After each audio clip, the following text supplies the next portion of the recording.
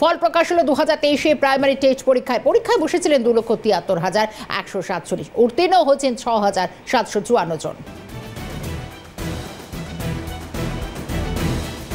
গতকালই ফল প্রকাশ হয় 2023 primary test পরীক্ষায় এবং উত্তীর্ণ হচ্ছেন এখনো পর্যন্ত, কারণ পরীক্ষায় বসেছিলেন 2,73,147 জন, আর এর মধ্যে উত্তীর্ণ হয়েছেন 6,754 জন। প্রথম স্থান থেকে দশম স্থানে রয়েছেন 64 জন।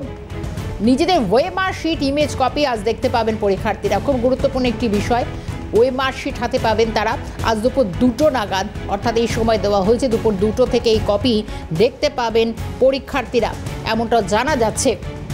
খুব গুরুত্বপূর্ণ একটি বিষয়, কারণ টেটের ফল প্রকাশ হয়েছে এবং সবথেকে গুরুত্বপূর্ণ যে আজ দুপুর 2টো থেকে এই ওয়েমার শিট তারা হাতে পাবেন বলেও জানা যাচ্ছে। একবারে পুজোর মুখে 2023 এই ফল প্রকাশ, এবং ইতিমধ্যেই যে মেধা তালিকা সেটাও সামনে আসছে। প্রথম 10-এ জায়গা পেয়েছে 64 জন।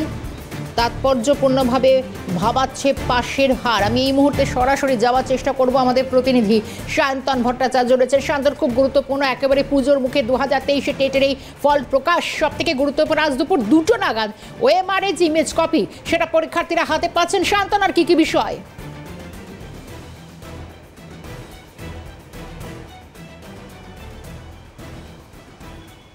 দেখো, গতকালই কিন্তু ফল প্রকাশ হয়ে গিয়েছে 2023 যে টেট পরীক্ষা, সেই টেট পরীক্ষার দীর্ঘদিন বাদে এই ফল প্রকাশ হয়েছে এবং আজকে দুপুর 2টো থেকে কিন্তু যে ওএমআর শিট, সেই ওএমআর শিটের যে মিরার কপি বা মিরার ইমেজ, সেই কপি কিন্তু তারা ওয়েবসাইটে দেখতে পাবে লগইন আইডি দিয়ে। এর ফলে যেটা সুবিধা হবে পরীক্ষার্থীদের, যে সেই ওএমআর কি ওএমআরে তারা পরীক্ষা দিয়েছিল, কটা প্রশ্নের উত্তর দিয়েছিল, সেটা যেরকম তারা দেখতে পাবে, পাশাপাশি একটি ডুপ্লিকেট ওএমআর শিট তাদেরকে পরীক্ষার পর দিয়ে দেওয়া হয়েছিল, তার সঙ্গে সরাসরি তারা মিলিয়ে দেখতে পারবে অরিজিনাল ওএমআরের যে প্রতিলিপি, তার সঙ্গে যে ডুপ্লিকেট কপি দেওয়া হয়েছিল, সেই ডুপ্লিকেট কপির সঙ্গে তারা মিলিয়ে দেখবে তাদের মূল ওএমআরের সঙ্গে কোনো রকম টেম্পার হয়েছে কিনা, এবং সেই বিষয়টা তারা খতিয়ে দেখতে পারবে।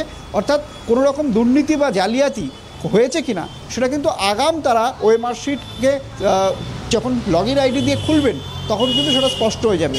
আজকে দুপুর 2টো থেকে এই যে ইমেজ কপি ওএমআরের সেটা কিন্তু প্রকাশ হবে। খুব গুরুত্বপূর্ণভাবে প্রায় 2,73,147 জন পরীক্ষার্থী তারা পরীক্ষা দিয়েছিলেন, তার মধ্যে কিন্তু প্রায় 6,754 জন তারা পাশ করেছে, যেটা গতবারের অর্থাৎ 2022 যে টেট হয়েছিল তার থেকে অনেকটা কম, কারণ 2022 প্রায় 1,54,000 জন পাশ করেছিলেন।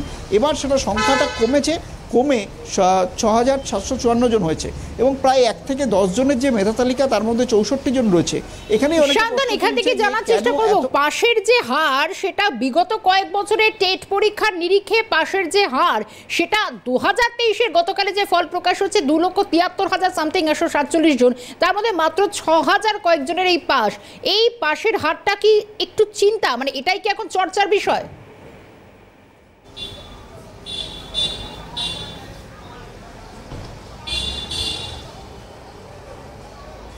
দেখো, একেবারেই, কারণ তুমি যদি পরিসংখ্যান দেখো তাহলে 2017 সালে যদি পাশের হার দেখা যায় তাহলে কিন্তু সেটা পাশ করেছিলেন 2017 সালে 9,896 জন, 2022 সেটা বেড়ে হয়েছিল 1,54,000 জন। পাশাপাশি কিন্তু ঠিক এবারে পাশের হার 6,700-র মতো, অর্থাৎ এক্ষেত্রে কিন্তু পাশের হার গত যে বারগুলো রয়েছে অর্থাৎ 2017 এবং 2022 যে টেট পরীক্ষা তার থেকে অনেকটাই কমে গিয়েছে।